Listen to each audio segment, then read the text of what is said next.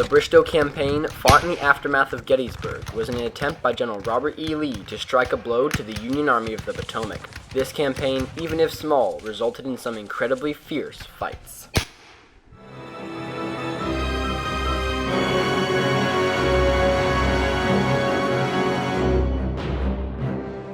After the Confederate defeat at Gettysburg in July 1863, the Confederate Army of Northern Virginia under General Robert E. Lee retreats back into Virginia. The Union Army of the Potomac under General George G. Meade pursues. However, upon arrival in front of the Confederate Army, Meade is unwilling to attack Lee, and so the two armies sit at a stalemate for several months. During this time, both sides send men west to join the fights in northern Georgia. These shifts greatly weaken both armies. As September comes to an end, General Lee believes he sees an opportunity to strike the Union Army a blow. He plans a campaign to move around the Union right flank and hopes to isolate a portion of the Union Army and attack it with superior numbers.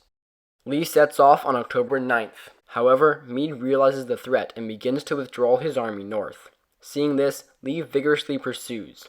During this time, the Confederate cavalry commanded by General Jeb Stuart engages the Union cavalry in several small-scale actions. Stuart pushes his cavalry too far, and at the city of Auburn, he finds himself surrounded by Union forces. On October 13th, the Union troops attack. Stuart holds them off until nightfall, when he is able to slip his men out of danger. The next day, October 14th, Confederate infantry under General Richard S. Ewell arrives, and in the early morning, they attack the Union Second Corps under General Gouverneur K. Warren. Charge!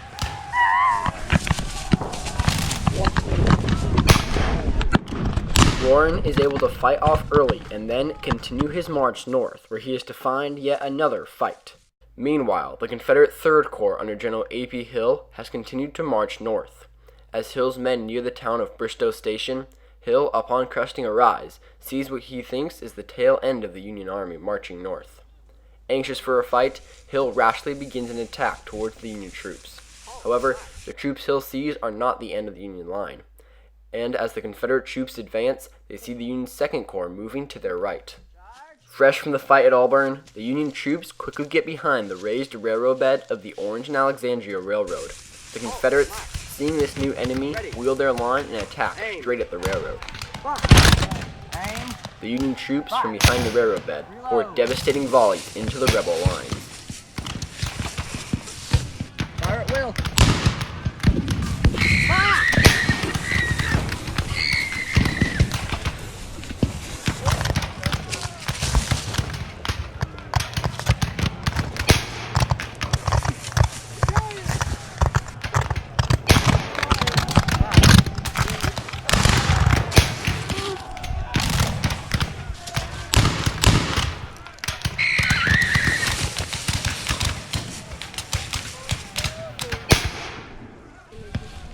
Despite the resistance, some Confederates are able to breach the Union line, but they are soon pushed back by Union troops. After sustaining heavy casualties, the Confederates stagger back to their starting point. The Union infantry behind the railroad bed take advantage of the rebel retreat. They send a detachment of men who end up capturing several Confederate artillery pieces before returning to their lines. Upon hearing news of the fight, General Lee quickly moves the Confederate Second Corps to join Hill in attacking the lone Union Corps. Fighting continues along the Union line until dusk. However, a full-out attack is never launched. Upon nightfall, Warren, who is outnumbered by more than 4-1, quietly moves his corps to the north, and the Battle of Bristoe Station comes to an end. The Union Army continues its march north and eventually forms a defensive position around Centerville. Lee pursues and encamps his army in front of the Union line, but before long, Lee realizes that he cannot support his army in this war-ravaged area. He orders a retreat, and the Army of Northern Virginia begins to march south.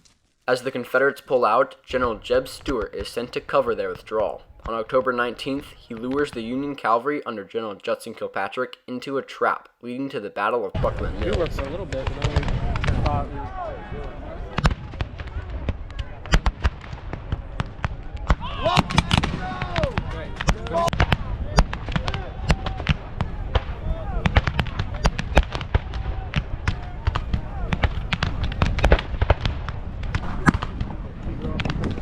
By the fight's end, the Confederates have practically wrecked a portion of the Union cavalry and chased the remainder off the field. The Confederate Army is able to safely reach the Rappahannock River, where they entrench and await the coming Union attack. Meade pursues slowly, repairing the railroad as he moves south, but before long, he arrives in front of the Rappahannock River and quickly makes plans to attack the Confederate line. On November 7th, Meade launches his attacks. First, at 3 p.m., he attacks at Kelly's Ford. These men attack and quickly overrun the rebel position, capturing many of the enemy. Next, Meade moves part of General John Sedgwick's corps to Rappahannock Station, and that night they attack a brigade of Confederates who are on the north side of the river.